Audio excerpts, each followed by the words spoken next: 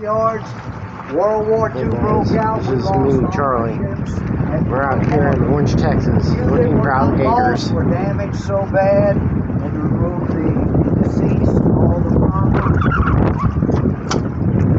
So the newspapers, international, all over the world, the next morning said America defeated. We were defeated. We had no way to take the battle to the enemy.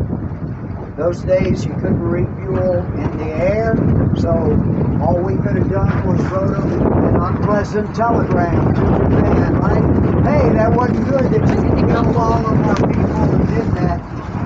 Well, girls, ladies built the ships, while the men remained in the shadows. They did it in Norfolk, Norfolk, Virginia, all over, and they trained troops nearby. There's equipment that you can use and actually be together with their families over in that city. The name of the river is the Sabine River. It comes from the Spanish phrase Las Sabinas, and Spanish means large cypress tree, which is what you got. Watch your cats, they will blow away. On the way back, you may see if you're wearing your cap. Hang on.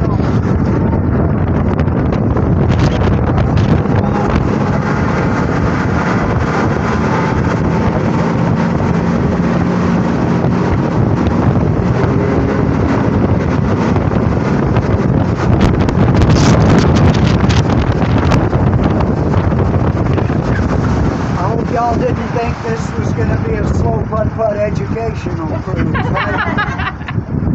This was a ferry passage. First people that came across here, because that was basically, first people came on horseback and they swam on the side of their horse holding on a saddle horn, and that's how they got across. When they saw how rich and fertile Mexico was, they went back and got their family. And how did they bring them?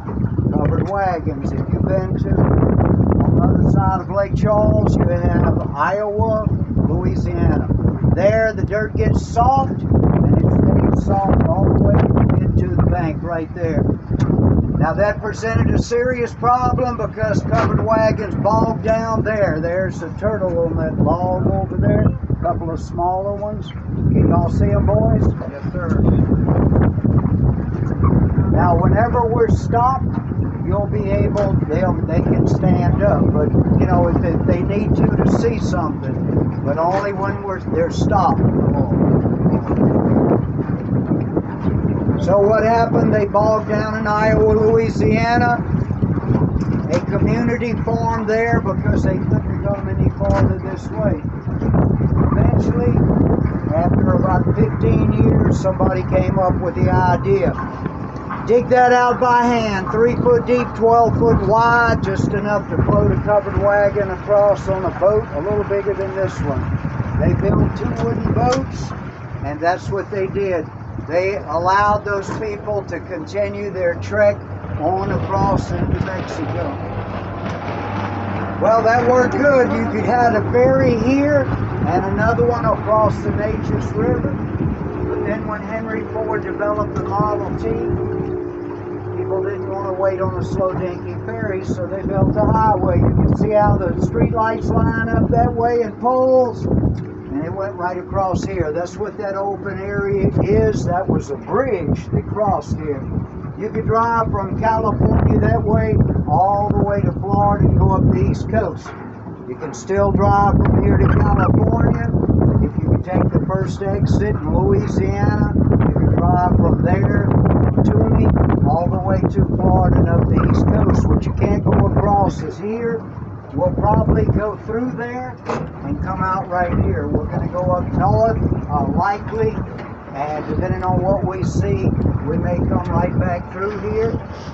Well, this part you cannot go in a vehicle. We'll go because we'll be in a boat, because a lady took her life by torching both ends of a 1 mile creosoted bridge. So that ended any access to get through here on the highway. So they removed the bridge because they never rebuilt it. It's too soft. They put I-10 4 miles north.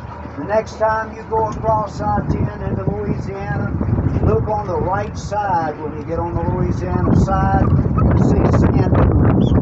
That's why they put it there. This is all soft mud. A quarter of a mile south of I-10 is where it changes from the mud to sand. That was the best place. We're also looking for longhorn. When this side was Mexico, they drove thousands of longhorn across. When a crazy bull went the wrong way, they just let it go. They had to focus on getting a herd across to get that crazy bull. Gators are going to be the same color as the water, and it is a challenge today. We had a trip yesterday, the day before. The water was high, but we still saw about 12 to 13 gators. A little less than normal, but still a lot. Yesterday, the water was this height and no sun. Today, we've had a lot of sun.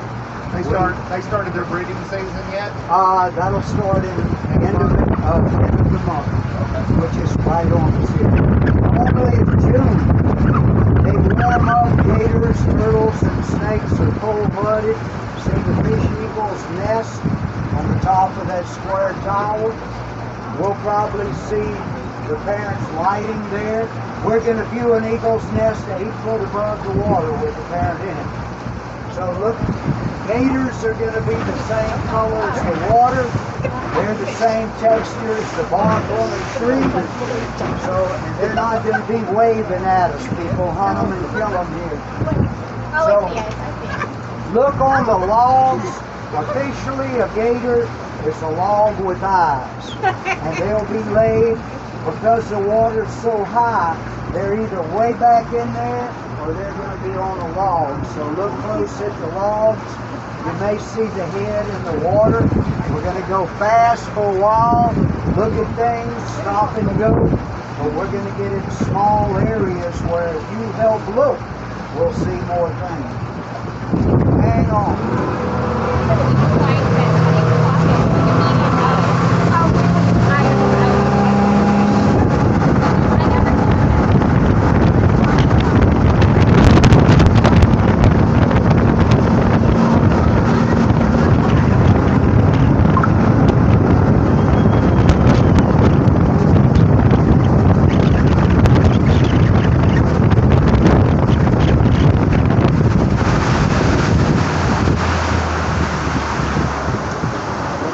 Today is about 3 foot above normal. See those stobs sticking up by the tree? See those little stobs as our wave hits? Normally those are sticking up 3 foot out the water. Those are cypress knees. The way you identify bald cypress is to identify by what looks like noodles hanging off the side of the tree. See there? If the water was down, you would see the noodles are exaggerated, but you can see how they go down, out, and up. That becomes the cypress knees that you see here. Now in Lake Charles, they lost most of their trees 3 years ago. 3 major hurricanes hit. That flower is almost underwater. That is a spider lily. The white flower has 8 petals. It's like the tentacles of the spider. That's why it's called the spider lily. It secretes a fragrant nectar just at dark, and it closes up on insects, little frogs, and tiny snakes. They try to reach in there and sample that. See how the water is all in the back? Usually you would see land out there and the cattle. That's why I was asking about the breeding season, because I knew the water was high and that's not good for them. Right. Well, all of those turtles, snakes, and gators are cold-blooded, so all of them wait till about June, the warmest time of the year. But I've already seen at least a dozen paired off, so it's going to be like last year, sooner, probably the first week in May, and it's going to continue all the way through the end of June. They keep mating. The male will mate with as many females as he can contact.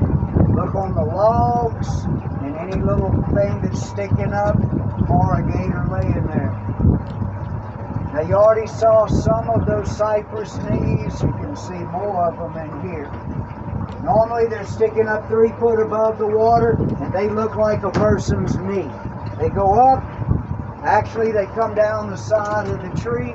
They go down, out, and up. See several right there? In Lake Charles, they lost most of their trees. Hurricane took them down, and they said it's because the dirt was soft. Well, that's why their trees were the ones that they planted. They wanted pine, fruit trees, pecan trees. They well, but the hurricane took them all down for soft dirt. These can withstand 5-mile-an-hour wind, so the hurricane couldn't blow them down. Now, in Lake Charles, it was because the humans planted the trees. Humans did not plant these trees. Huh?